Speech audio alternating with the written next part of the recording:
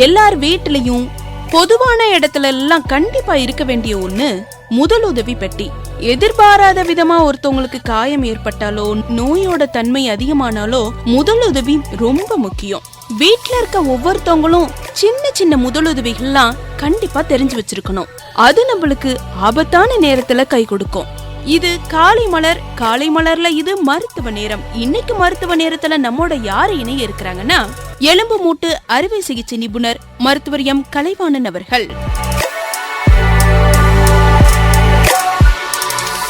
வணக்கம் டாக்டர். எலும்பு முறிவு ஏற்படாம இருக்கணும்னா நம்ம எப்படி கவனமா நடந்துக்கணும் டாக்டர்? வயசானவங்க தான் இந்த காலத்தில் ரொம்ப அதிகமாக ஃப்ராக்சர் ஆகி ஹாஸ்பிட்டலைஸ் ஆகிறாங்க. நார்மலாக நடக்கிறப்பையோ இல்லை படிக்கட்டில் ஸ்லிப் ஆனாலோ எலும்பு உடைய வாய்ப்பு ரொம்ப ரொம்ப குறைவு. அப்படி எலும்பு உடையுது, படிக்கட்டில் இறங்கி வரப்பே ஸ்லிப் ஆகி வழியில் அப்படியே உட்காந்துடுறாங்கன்னா அது ஆல்ரெடி வீக்கான போன். எலும்பு ரொம்ப அடர்த்தி கம்மியான, அதாவது ஆஸ்டியோபோரோசிஸ்ங்கிற ஒரு கண்டிஷன் அப்போ தான் மேனிஃபெஸ்ட் ஆகும். அதாவது பார்த்திங்கன்னா எலும்பு டென்சிட்டிங்கிறது நார்மலாக ஒரு போனை அழுத்தினோம்னா சாக் பீஸ் மாதிரி நல்லா ஸ்ட்ராங்காக இருக்கும். ஸோ அந்த சாக் பீஸ் மாதிரி ஸ்ட்ராங்காக இருக்க போன் நார்மல். அதை பஞ்சு மாதிரி அமுத்துனா அது ஆஸ்டியோபோரோசிஸ்ன்னு சொல்லுவோம், சிம்பிளாக சுருக்கமாக சொல்ல போனால்.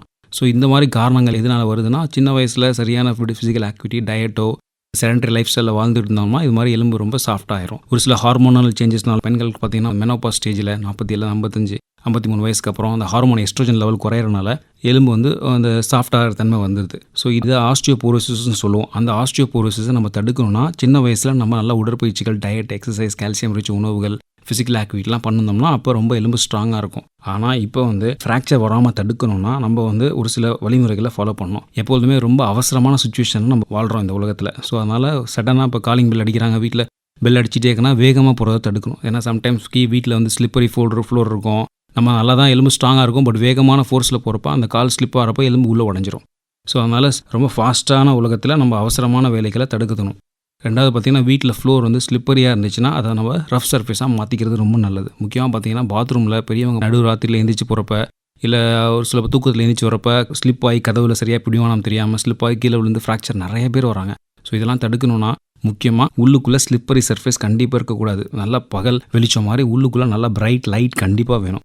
வயசானவங்க இருந்துச்சுன்னா கூட கேர்டேக்கர் கண்டிப்பாக இருக்கிறது ரொம்ப ரொம்ப நல்லது. ஏன்னா கேர்டேக்கர் இல்லாமல் அவங்களா எழுந்திரிச்சு போய் ஒரு சில சைக்காட்ரிக் மெடிசன்லாம் எடுத்துருக்கோம், அவங்களா எழுந்திரிச்சு குழந்த மாதிரி பிஹேவ் பண்ணி உள்ளே போய் ஸ்லிப் ஆகி கீழே விழுந்துருவாங்க. ஸோ அவங்களுக்கு கண்டிப்பாக கேர்டேக்கர் ப்ரொவைட் பண்ணுறது ரொம்ப முக்கியம். ஸோ அடுத்தது பார்த்திங்கன்னா, அதாவது ஒரு சில மெடிசன்ஸ் கரெக்டாக எடுத்துக்கிறது ப்ராப்பராக எடுத்துக்கணும். ரொம்ப அதிகமாக எடுத்துக்கவும் கூடாது, குறைவாக எடுத்துக்கிட்டு டோஸ் ஸ்கிப் பண்ணி மயக்கம் கீழே விழுந்து ஃப்ராக்சராக நிறைய இருக்குது. சுகர் மெடிசன்ஸ் கரெக்டாக எடுத்துக்கிட்டாலோ இல்லை சுகர் அதிகமாக குறைஞ்சாலோ மயக்கம் கீழே விழுவுறாங்க. ஸோ பிபி ரொம்ப அதிகமாகி மயக்கம் கீழே, தலைவலி அதிகமாக மயக்கம் கீழே வரனால கூட ஃப்ராக்சர் வரும். ஸோ மெடிசன்ஸை ப்ராப்பராக எடுத்துக்கணும். ஸோ அடுத்தது பார்த்திங்கன்னா, ஒரு சில பேருக்கு கண் பார்வைகள், கண்ணாடியெல்லாம் கரெக்டாக செக் பண்ணி ஃப்ரீயாக அடிக்காம மாற்றிக்கணும். ஒரு சில பேர் என்ன கண் இங்கே தான் சுவிட்சுன்னு தெரியாமல், படிக்கட்டிங்கன்னு தெரியாமல் மேலே வச்சு கீழே வச்சு காலை கீழே விழுந்து ஃப்ராக்சர் ஆயிடுது. ஸோ இன்னும் சொல்லப்போனால் ஸ்டெப்ஸில் நடக்கிறப்ப அந்த சைடில் அந்த ரெயில்ஸ் இல்லாதனாலையும் ஃப்ராக்சர் ஆகுது. வீட்டில் எங்கேயாவது படிக்கட்டெலாம் இருந்துச்சுன்னா ரெயில்ஸ் கண்டிப்பாக போட்டுக்கிறது ரொம்ப முக்கியம். ஸோ இந்த வழிமுறைகள்லாம் ஃபாலோ பண்ணிங்கன்னா நம்ம ஃப்ராக்சர் ஆகாமல் தடுக்கலாம். ஃப்ராக்சர் ஆனதுக்கப்புறம் வருத்தப்படுறதுக்கு முன்னாடி ஃப்ராக்சர் வராமல் தடுக்கிறது தான் ரொம்ப ரொம்ப ரொம்ப நல்லது. Prevention is better than treating or curing the problem.